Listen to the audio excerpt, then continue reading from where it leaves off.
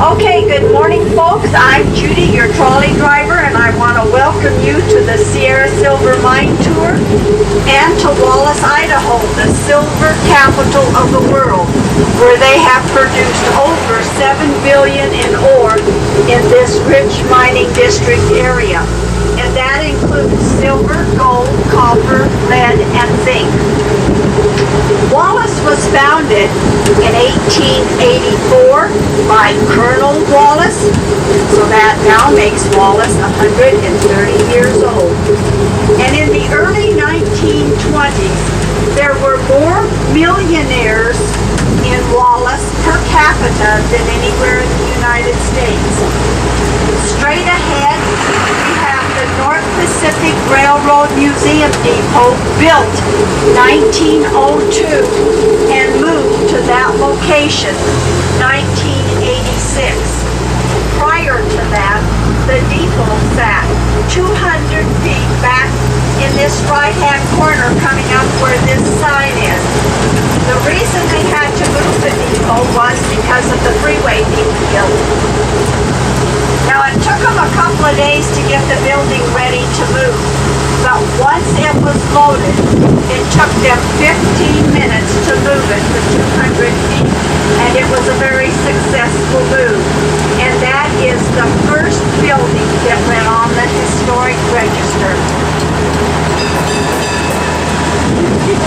We are now on 9 Mile Creek Road. It will take us to the mine that sits on the left-hand side of the road, about a half a mile out. We'll be going past the mine, turning around and coming back to it. This road does continue on to Pritchard and Murray, and there's a very nice museum up in Murray at the skate home. Now, the road that we're on started out as a wagon trail. In 1884, when the miners first started mining in the Wallace and Burke area, they needed supplies. And the closest place to purchase the items they needed was up in Murray. They would send their order up. A group of men in Murray would load the wagon, hook up some mules, and this would be the trail they used to bring those supplies down. Now, Murray started gold mining in 1882. In 1884, Wyatt Earp, his wife Josie, and two of his brothers arrived in Eagle City, right next to Murray. They purchased some property and a big round circus tent. That was their saloon. It was called the White Elephant. Now, the Earps also bought some mining claims, and they had been there for 9 months, and everything was going great. But one night, during the night, the Earps disappeared, and no one knows where they went. Later on, the town had to sell their property for unpaid taxes. Now, Murray grew very rapidly in the beginning, but it declined just as fast. By 1887, there was only a handful left in Murray. And now we'll be making our turnaround here at the entrance of 9 Mile Cemetery.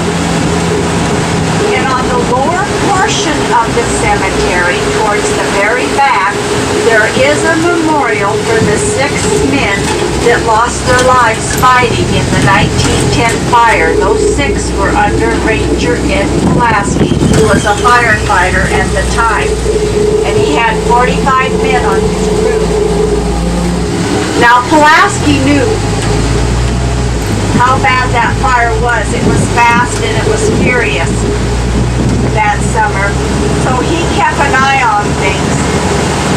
And when he thought that his crew was in danger, he gathered them together and he instructed them to head down the mountainside quickly and to try to find cover that would protect them from the fire. It turned out that Ed Pulaski was the one that spotted a mining tunnel. He was able to get everyone inside. It was a small one.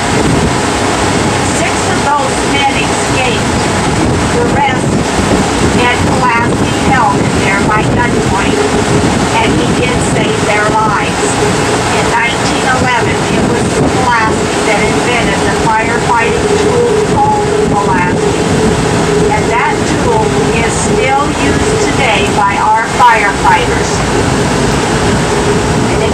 Christina Pulaski, we do have one down at the ticket office. It's in that